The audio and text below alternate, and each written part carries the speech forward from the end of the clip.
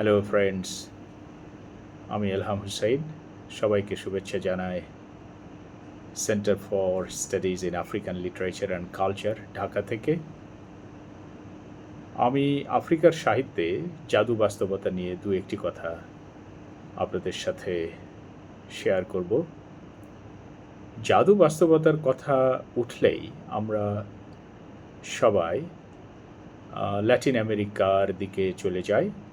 Latin আমেরিকার বিশেষ করে গ্যাব্রিয়েল গার্সিয়া মার্কেজ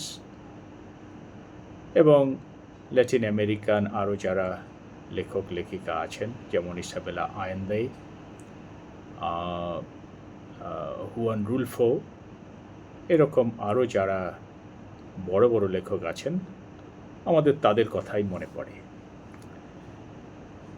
কিন্তু এ কথা ভুলে গেলে ঠিক হবে না যে আফ্রিকার যে সহস্র বছর প্রাচীন অরেচার আছে বা লোকমুখে চলে আসা অত্যন্ত সমৃদ্ধ সাহিত্য আছে, তাদের যে লোককথা আছে, তাদের যে গল্পগুলো আছে বা ফোকলোর আছে, সেসবের মধ্যেই ম্যাজিক রিয়ালিজম বা জাদু বাস্তবতার প্রচুর উপকরণ রয়েছে। এবং এই উপকরণগুলো আফ্রিকানরা তাদের গল্পে, তাদের কাহিনী বর্ণনায় এমনভাবে তারা ব্যবহার করেন যে স্বতঃস্ফূর্তভাবেই সেখানে একটি ম্যাজিক রিয়েলিস্ট পরিস্থিতি তৈরি হয় বা জাদু বাস্তব পরিস্থিতি তৈরি হয় তাদের কথার মধ্য দিয়ে, গল্প বলার মধ্য দিয়ে।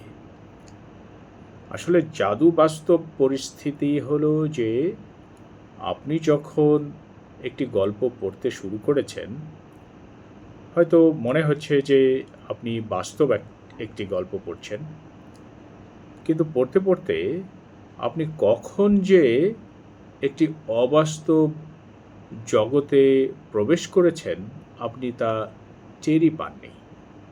অর্থাৎ আপনি এমন একটি রেখায় এসে দাঁড়িয়েছেন যেখানে বাস্তব এবং অবাস্তব একটি ধূসর রেখায় মিশে গেছে। ওই জায়গায় এসে আপনি দাঁড়িয়েছেন। এই জায়গাটি আসলে ম্যাজিক রিয়ালিজমের জায়গা। তো এইরকম পরিস্থিতি তৈরি করা আফ্রিকিদের গল্প বলার যে ধরন, আফ্রিকার যারা গ্রিয়ট অথবা গ্রিয়টেস, গল্প কথক বা গল্প কথিকা, যারা হাজার হাজার বছর ধরে আন্তঃপ্রজন্ম সংযোগ তৈরি করছেন গল্প বলে বলে, গল্প শুনিয়ে শুনিয়ে, তাদের গল্পের মধ্যেও এই ম্যাজিক রিয়ালিজমের যে পরিস্থিতি সেটি কিন্তু পাওয়া যায়।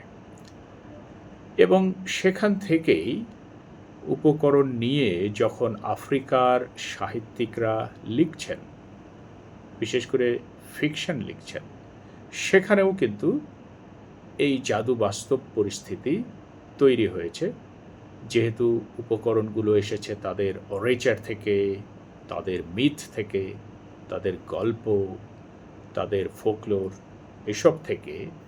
এবং এই উপকরণগুলোর সাথে যেহেতু ম্যাজিক রিয়ালিজম একেবারে অঙ্গাঙ্গিভাবে জড়িয়ে আছে, সে কারণে তাদের উপন্যাসেও এই ম্যাজিক রিয়েলিস্ট পরিস্থিতি তৈরি হয়েছে এবং তারা তৈরি করেছেন তাদের সময়, তাদের স্থান এবং তাদের পরিস্থিতি ব্যাখ্যা করার জন্যে। এই উপকরণগুলোকে তারা ওয়েপন্স বা অ্যাপারেটাস হিসেবে কাজে লাগিয়েছেন। তো আধুনিক আফ্রিকার সাহিত্যে ম্যাজিক রিয়েলিজমের যে প্রবর্তন, সেটি বলা যায় বিশেষ করে আফ্রিকার উপন্যাসে, সেটি খুবই প্রত্যক্ষভাবে বা সুস্পষ্টভাবে আমরা দেখি নাইজেরিয়ান রাইটার, অর্থাৎ নাইজেরীয় লেখক অ্যামোস তুতুওলার সেই আলোড়ন সৃষ্টিকারী উপন্যাস দ্য পাম ওয়াইন ড্রিঙ্কার্ড এখানে। এটাকে উপন্যাস অনেকেই বলতে চাইবেন না, এবং এই গ্রন্থের যে ইংরেজি সেটাকে ডিলান টমাস বলেছেন ইয়াং ইংলিশ, অর্থাৎ খুব ম্যাচিউর ইংলিশ নয়। কিন্তু তাতে কি, এই অ্যামোস তুতোলা এই গ্রন্থে যে আবহ তৈরি করেছেন, একটি বাস্তব জগতের সাথে অবাস্তব জগতের যে অসাধারণ সংযোগ তৈরি করেছেন এই গ্রন্থের আখ্যানে, সেটি অসাধারণ। সেটি ম্যাজিক রিয়েলিস্ট পরিস্থিতি। এছাড়া আমরা যদি বেন ওকরির কথা বলি, যিনিও নাইজেরিয়ান রাইটার, বর্তমানে ব্রিটেনে বসবাস করছেন, তার যে উপন্যাস যেটি বুকার প্রাইজ পেয়েছিল, দ্য ফেমিশড রোড, এটি প্রকাশিত হয় 1991 সালে। এই উপন্যাসেও আমরা কিন্তু একটি স্পিরিট ওয়ার্ল্ড আর একটি বাস্তব ওয়ার্ল্ড, রিয়েল ওয়ার্ল্ড, এই দুই ওয়ার্ল্ডের মধ্যে অনবরত আমরা সুইচিং দেখছি।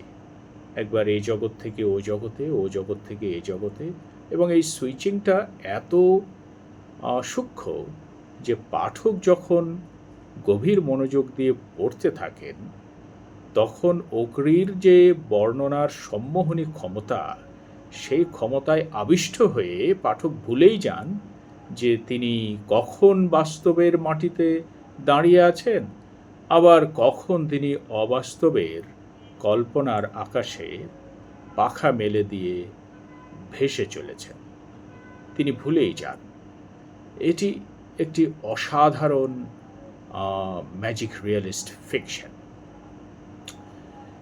এছাড়া আমরা তো মোটামুটি সবাই গুগি ওয়া থিয়ঙ্গকে চিনি, তার নাম জানি, তার লেখার সাথে পরিচিত।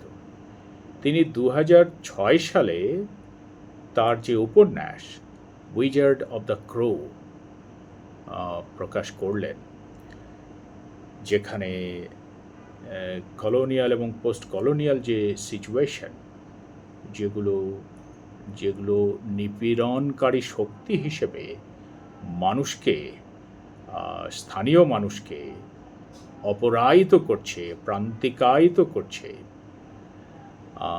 এই পরিস্থিতির বর্ণনা করতে গিয়ে তিনি সেখানে ম্যাজিক রিয়েলিস্ট কৌশল ব্যবহার করেছেন। তার বর্ণনার যে ধারা, তার যে আখ্যান, তার এই গ্রন্থের যে আখ্যান, সেই আখ্যানে। এছাড়া আরেকজন নাইজেরীয় লেখক যার নাম একুয়েকি এমেজি, তিনি 2018 সালে একটি উপন্যাস লেখেন যার নাম ফ্রেশ ওয়াটার। এই উপন্যাসেও তিনি ম্যাজিক রিয়েলিস্ট পরিস্থিতির সৃষ্টি করেন। এছাড়া মোজাম্বিকের আরেকজন বেশ নামকরা লেখক যার নাম মিয়া কিউটো, তিনি 1992 সালে স্লিপ ওয়াকিং ল্যান্ড নামে একটি উপন্যাস প্রকাশ করেন, যেখানে মোজাম্বিকের যে গৃহযুদ্ধ, সেই গৃহযুদ্ধের বিভীষিকা নানানভাবে, অর্থাৎ রূপকালঙ্কারিকভাবে তিনি উপস্থাপন করেছেন নানান চরিত্রের বয়ানে। তো সেই বর্ণনাতেও আমরা ম্যাজিক রিয়েলিজমের যে টেকনিক বা কৌশল সেটি পাই। অর্থাৎ যে গ্রন্থগুলোর কথা বললাম, এগুলো ছাড়াও আফ্রিকার ছোট গল্পে প্রচুর ম্যাজিক রিয়েলিজমের উপকরণ আছে, আফ্রিকার নাটকেও আছে। তো সেগুলো নিয়ে আরও কথা হবে পরে। আপাতত এ পর্যন্তই। সবাই ভালো থাকবেন, সুস্থ থাকবেন।